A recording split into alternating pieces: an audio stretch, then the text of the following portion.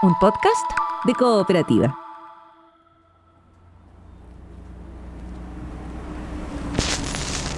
A long, long time ago, I can still remember how that music used to make me ¿Qué sería de nosotros sin la música? And I knew if I had my chance that I could make those people dance and maybe La música es parte importante de nuestras vidas, también de la vida de Julio, el protagonista de esta historia.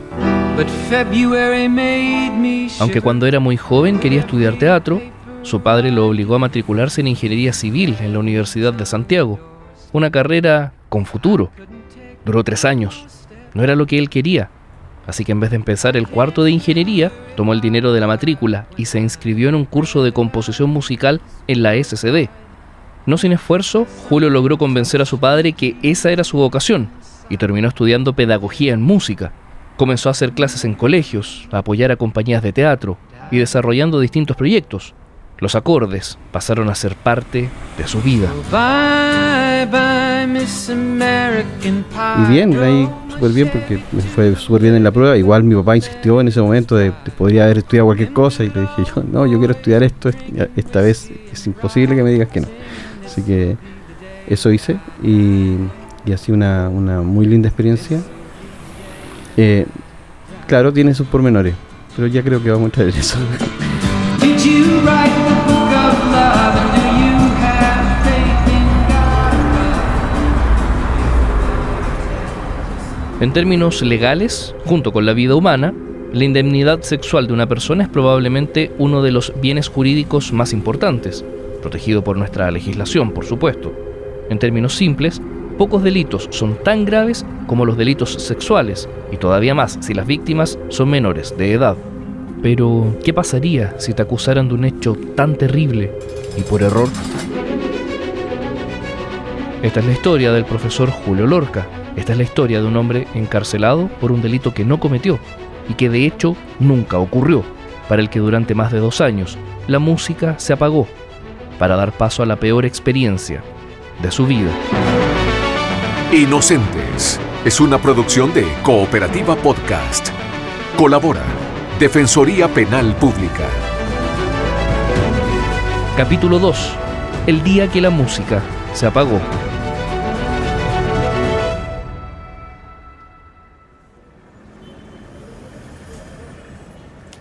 Expediente número 86. Nombre. Julio Lorca Velázquez. Detención. 8 de febrero de 2013. Tiempo en prisión. 441 días. Motivo. Violación a menor de edad. Absuelto. Buenas tardes, Paula. En curso se encuentra la formalización de este profesor del Colegio Altamira de la comuna de Peñalolén. Profesor de música de este establecimiento es acusado de violar a una menor de 13 años. Mi nombre es Julio Lorca con síndrome Velázquez, soy profesor de música. Hago clases en una escuela diferencial en Conchalí y también hago clases de cultura musical en un instituto profesional. Ese es digamos. Julio Lorca tiene 51 años. Pasó 2 meses con arresto domiciliario y casi 1 año y medio en prisión. La primera impresión que da es la de un tipo sencillo, algo tímido, pero simpático, con sentido del humor. En buen chileno, bueno para la talla. Y me avisan, y claro, y el único consejo bueno que me dio en ese momento abogado fue entrégate, así como Luis Miguel, entrégate. Y me entregué, pues, fui con mi señora. Hoy Julio estaba más relajado, rehaciendo su vida junto a su familia, que nunca dejó de creer en él. Cuenta que cada vez que lo visitaban en la cárcel, su pequeña hija decía que iban a la casa del papá. Pero vamos al origen de esta historia. Retrocedamos hasta el año 2009. Ese año, este profesor de música asistió a una entrevista de trabajo. Recomendado por un conocido, llegó al colegio Altamira en la comuna de Peñalolén, en el sector precordillerano de Santiago. Aunque el trabajo era sacrificado, las jornadas extenuantes y prácticamente tenía que cruzar toda la ciudad desde su casa, Julio recuerda sus años trabajando en el Altamira como una bonita aventura, nutritiva para el alma. Entró al colegio a hacer clases de música a niños y niñas de 5º y 6º básico. Incluso iba los días sábados, participaba de Cuidado por la Vida, un programa que a través de disciplinas como la música o el teatro apuntaba a una formación integral de los estudiantes, a mejorar su calidad de vida. No le importaba asumir más responsabilidades. Incluso en algunas ocasiones se hizo cargo de los actos de fin de año. A Julio le gustaba ese trabajo, pero su vida como profesor en el Colegio Altamira iba a dar un giro en diciembre de 2012.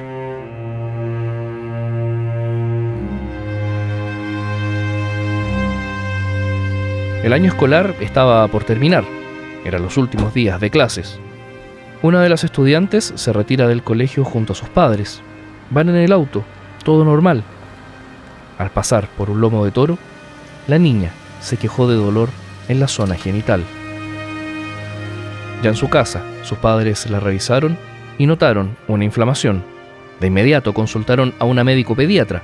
La doctora los miró fijamente y le sugirió llevar a la niña al servicio médico legal. Podría haber indicios de abuso sexual.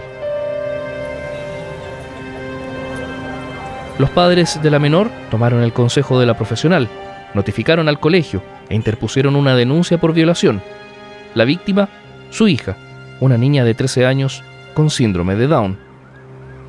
Bueno, mi hija está asumiendo de a poco lo horrible que sufrió por sus características propias. Es una niña alegre, una niña inocente, una niña feliz, y de a poco está asumiendo lo que le pasó, y que lo que le pasó fue algo malo.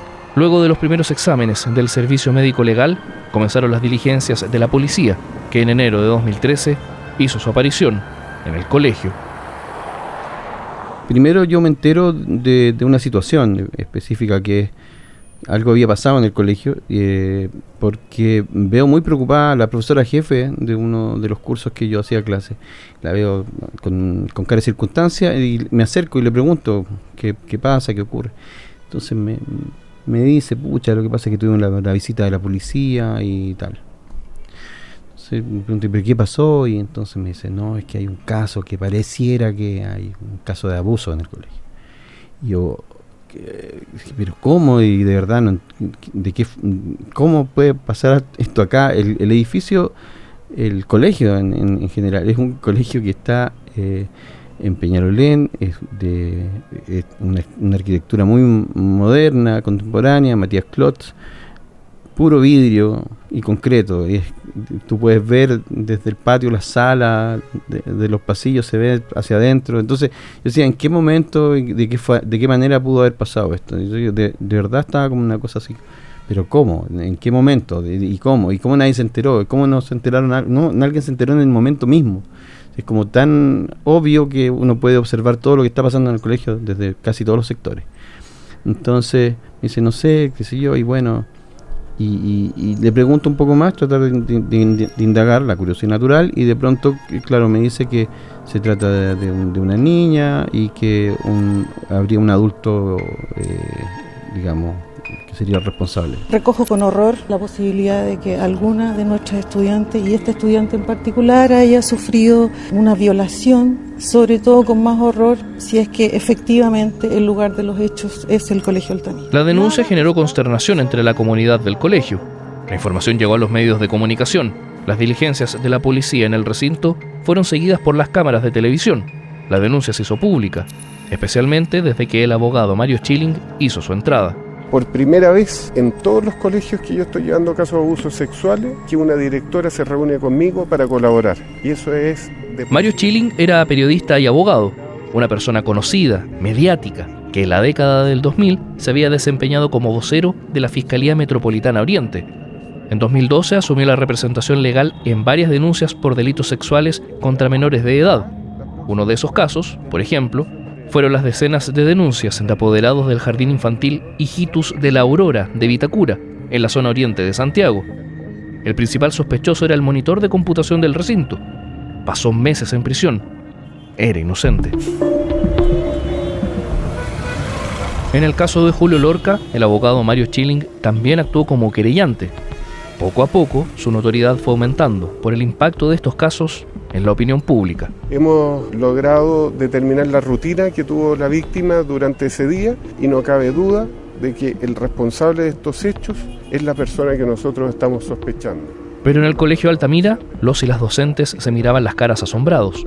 Se preguntaban cómo era posible que haya ocurrido algo así en un establecimiento con protocolos tan estrictos.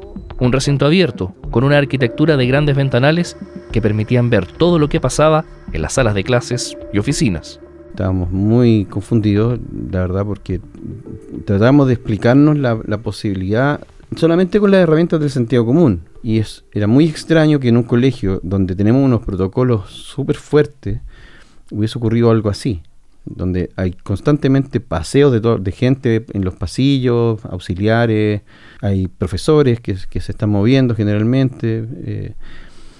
En ese sentido era como muy extraño que hubiese ocurrido algo sin que nadie hubiese visto nada. Bueno, entrando más en detalle, la directora nos confirma que la de Fiscalía ya estaba con algunas sospechas y que tenía en la mira a 2 profesores. Y yo justo estaba al lado del profe de Educación Física del curso. Y dice, eres tú y tú. Y entonces yo quedé así como, ¿what? ¿Cómo? Sí, porque ustedes son los 2 únicos profesores del curso. Y de verdad los 2 estábamos... Entre el nervio que te digan que es sospechoso de algo así y también el lado racional mío que decía, ya, esto es una estupidez, de verdad, no tiene sentido. Ya, bueno, que investiguen, tienen que investigar, que hagan la pega, bien, perfecto, que vengan todos los que me llamen, todos los que me tienen que llamar y listo.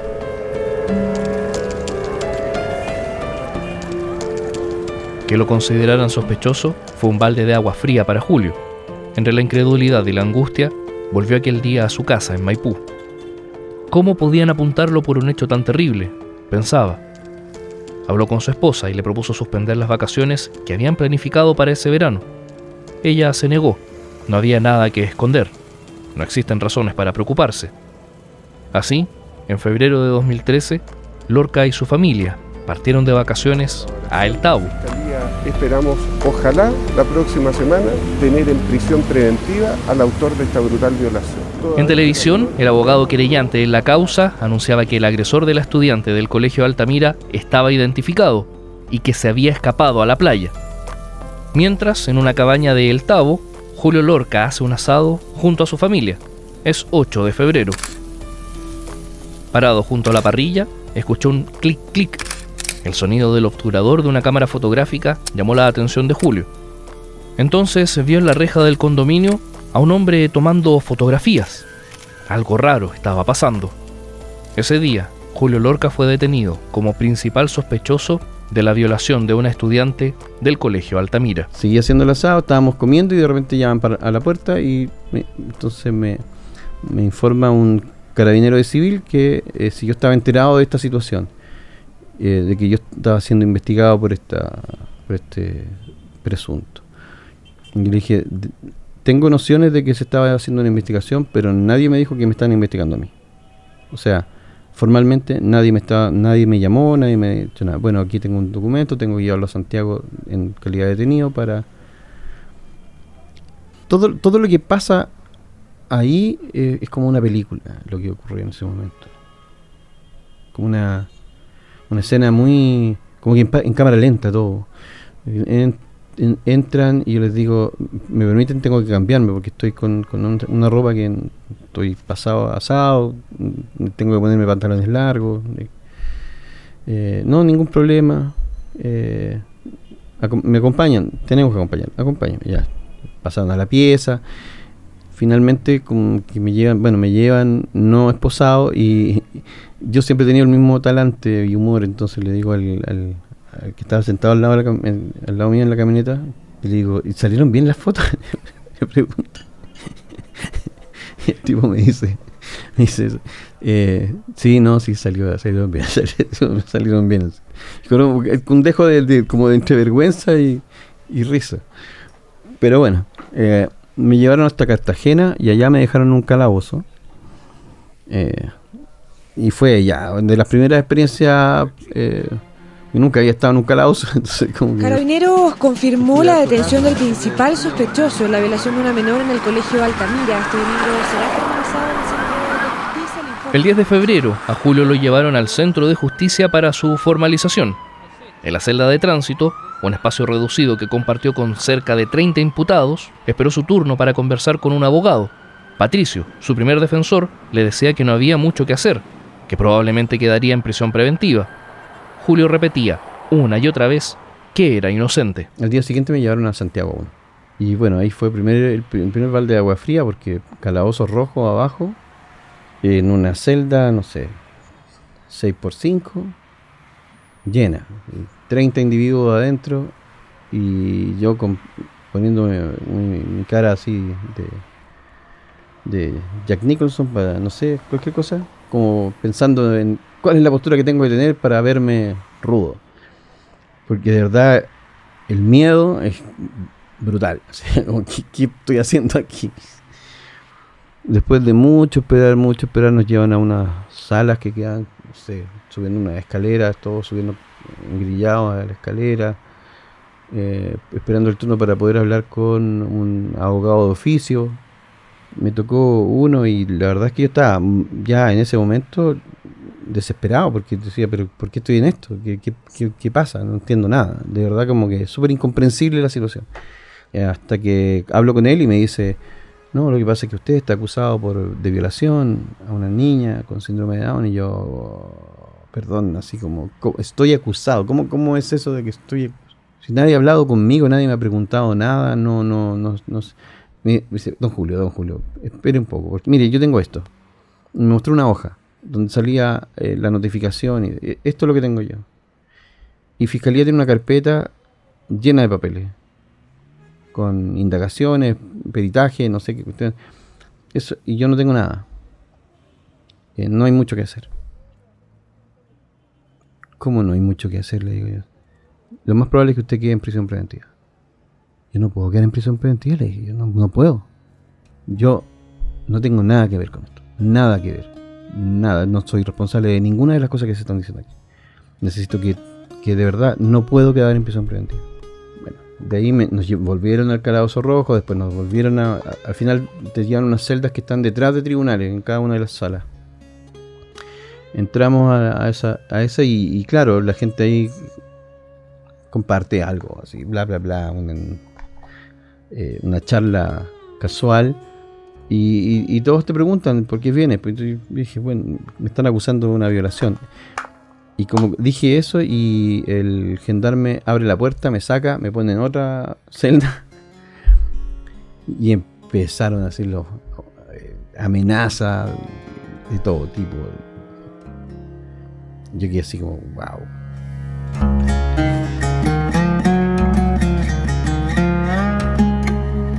Y se empezó con la audiencia, se abrió la audiencia con una suerte de alegatos de cada una de las partes. Y de pronto yo empecé a escuchar un discurso de parte de Fiscalía y de Mario Chilin que daba así susto, así como yo era un monstruo, así, una especie de psicópata brutal, así, que engañaba a los niños con chocolates. Yo nunca jamás en la vida le he regalado un dulce a un niño. O sea, es una política para mí totalmente obsoleta eso de premiarlos porque o de ponerles una carita feliz. Yo no hago eso. Menos que regalarles dulces. Entonces es como que salen con eso y que yo los engatusaba y no sé. Y aparte que no sé, tenía yo una personalidad, ¿cómo lo dijo? Una especie como de seductor y no sé, nada más lejos. Yo puedo ser muy chistoso a veces, pero soy súper parco. Entonces como decía, pero ¿qué mono están inventando estos tipos? ¿Sí? Porque era todo de verdad, había un montaje absoluto sobre mi persona y todo, porque todo se basaba en eso, en una especie como de caricaturización de mi persona y de lo que estaba ocurriendo. Me parecía súper poco serio, muy poco serio.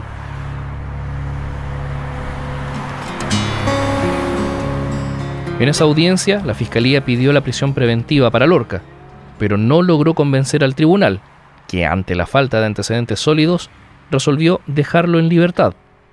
El Ministerio Público apeló verbalmente y el Tribunal de Alzada decretó arresto domiciliario para Julio. Bueno, de ahí en adelante fue calvario.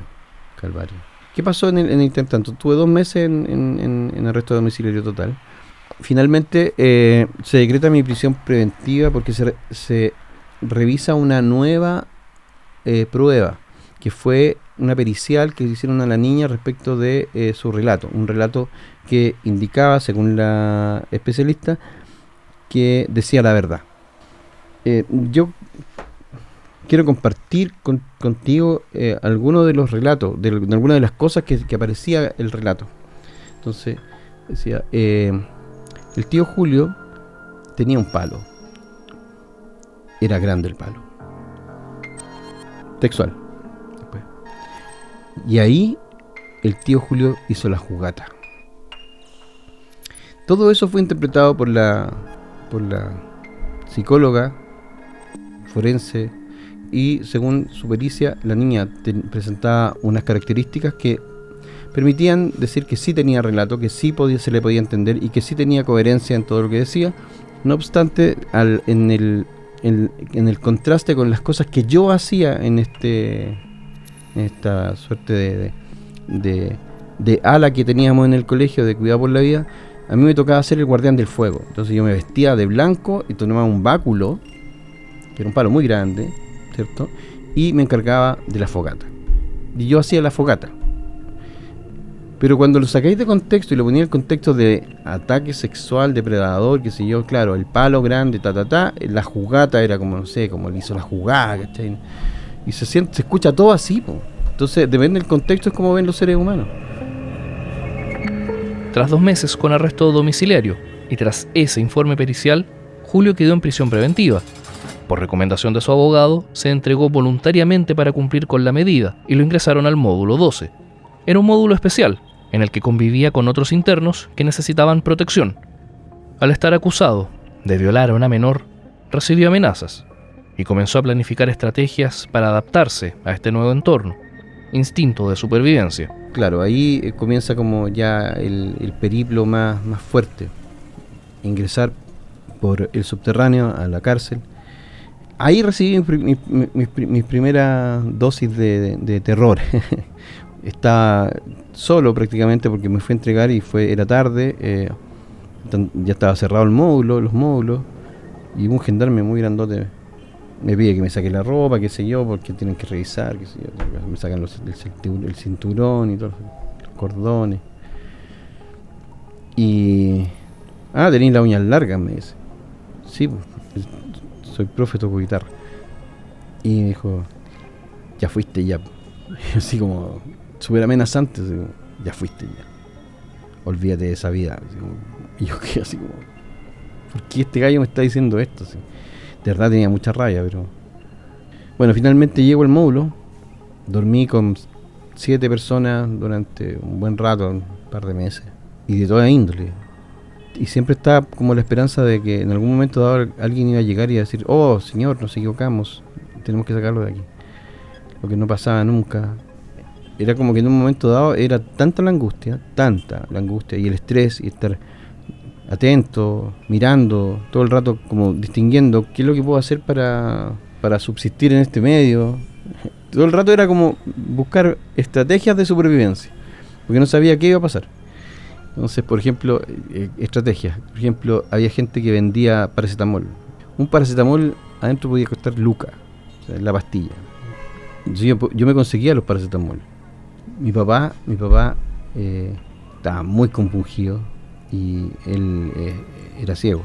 Como tenía ciertos privilegios para entrar, me traía medicamentos. Andaba debajo del abrigo lleno de Tapsin, aspirina y de todo así, pero es una farmacia ambulante. Entonces, porque él decía, si se enferma y si se resfría y si no tiene, entonces hasta amoxicilina me trajo. Y yo adentro la regalaba, pues. Alguien estaba resfriado, ¿qué te pasa? No, estoy mal. Y yo, no, pero mira, tómate esto, un Tapsin caliente. ¿Cuánto sale? No, es gratis. ¿Cómo gratis? Gratis. Entonces miraban así como raro, así como... Pero sí había una variedad importante de personas. Entonces, gente que de verdad había matado a su mujer a cuchillazo, violadores de verdad, pequeños traficantes, narcos un poco más grandes, todos con medidas de protección. ¿no? Era un módulo, más bien dicho, como que tenía medidas de protección. Eran para gente que no podía estar en otros módulos porque si no recibían paliza o muerte.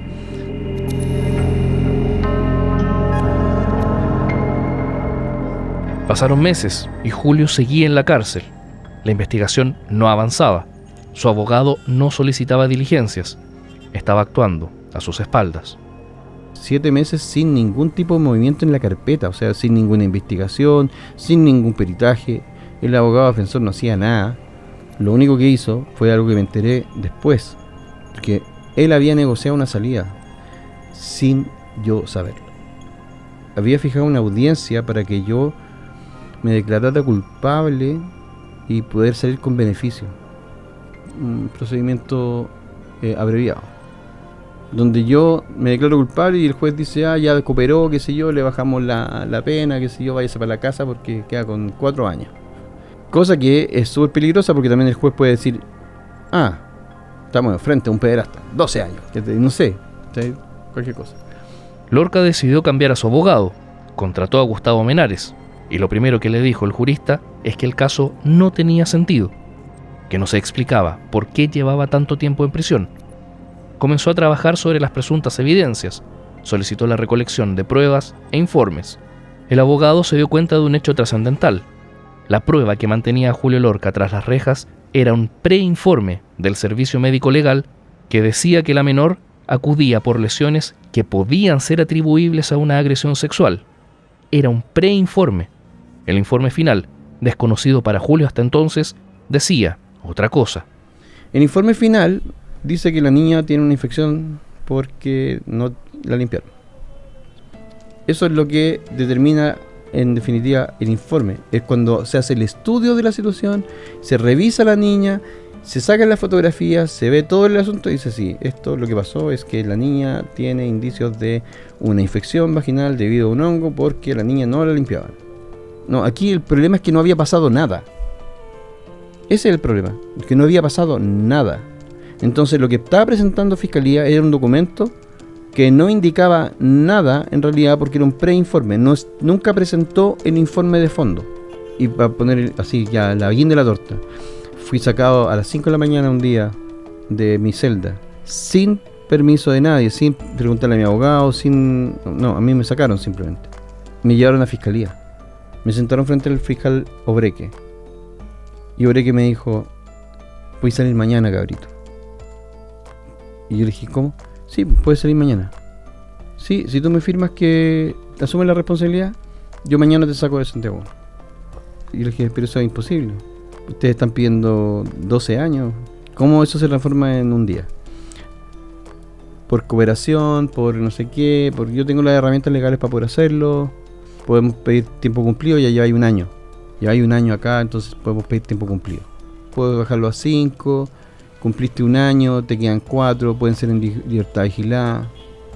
Y yo dije, a ver, perdón. Tú tienes enfrente a un violador y le quieres dejar libre y que mañana se vaya.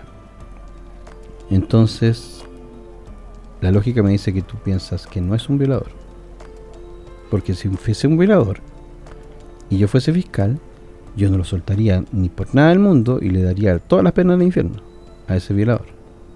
O sea, algo me dice que tú no crees que yo sea un violador. Ahora, si tú no crees que yo no soy violador, si tú no crees que soy violador, entonces ¿por qué estoy aquí? Sácame ahora de esto. No, es que así no funciona, porque qué sé yo, la cuestión.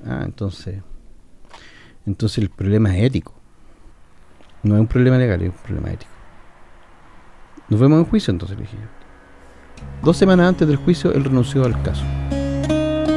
Para julio de 2014, Lorca ya llevaba 15 meses en prisión preventiva, hasta que llegó el día del juicio. El caso se cayó de golpe.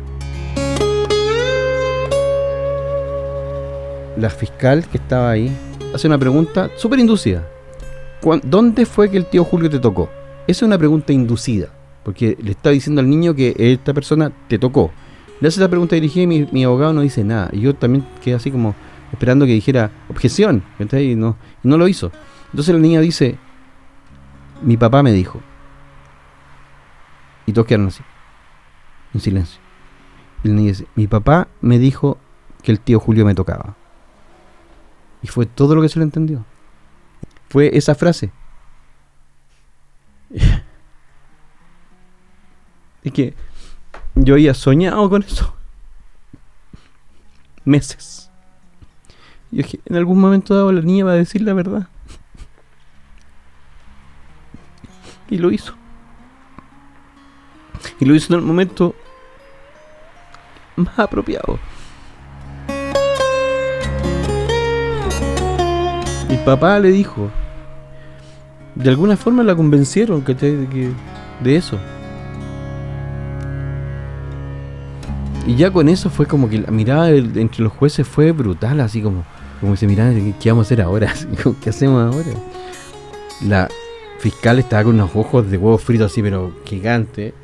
El otro estaba enterrado en la silla, chilín.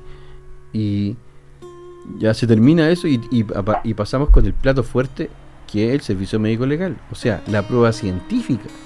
Cuando empieza a hablar sobre el asunto, muestra las fotos, un montón de fotos, y se hacen salir a toda la gente. Y la fiscal empieza a preguntar, hace las preguntas de rigor, y Rosmani empieza a contestar. Y bueno, sí, esto es una inflamación de las zonas íntimas. Y esto lo provoca entonces la violación. Dice, no, esto está producido por un hongo. La falta de aseo produce una infección. Este hongo se infección de la zona.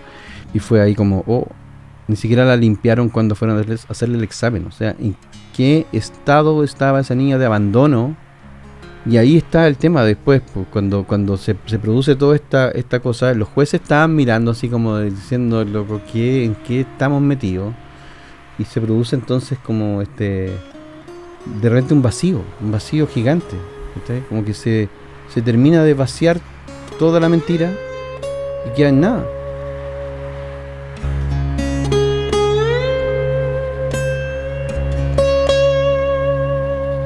Julio Lorca fue absuelto. No solo no había cometido el delito por el que lo acusaron, ese delito nunca ocurrió. El Tribunal de Juicio Oral condenó a la Fiscalía en costas proporcionales por las falencias investigativas en el caso. Al abogado Mario Chilling se le impusieron costas por negligencia grave en el desempeño de sus funciones. Tras la alta notoriedad pública alcanzada, Chilling lanzó una candidatura a diputado. 4 años después, lo expulsaron del Colegio de Abogados. A Julio Lorca le costó tomar la decisión. No quería volver a un tribunal, pero finalmente demandó al Estado de Chile. Fue indemnizado por el daño provocado a él y a su familia. En la vida de Julio Lorca la música se apagó, pero por un rato. Solo fue una pausa, un silencio que apareció en el pentagrama de su vida.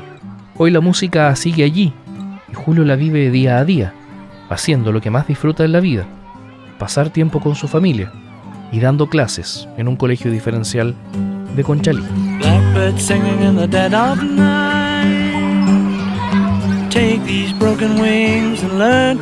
No es que termine ahí el sufrimiento, porque hay muchas cicatrices, hay harta rabia todavía, hay que saber qué hacer con esa energía y cómo transformarla.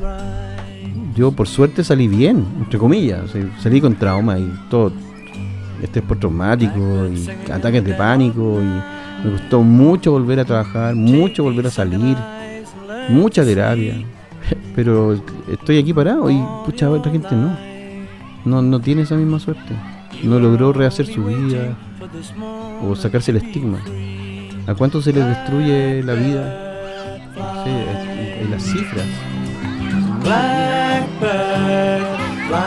Inocentes es una producción de Cooperativa Podcast basada en el proyecto Inocentes de la Defensoría Penal Pública. Encuentra esta y otras historias en cooperativapodcast.cl y Spotify. También en la app de Cooperativa. Más información en www.proyectoinocentes.cl.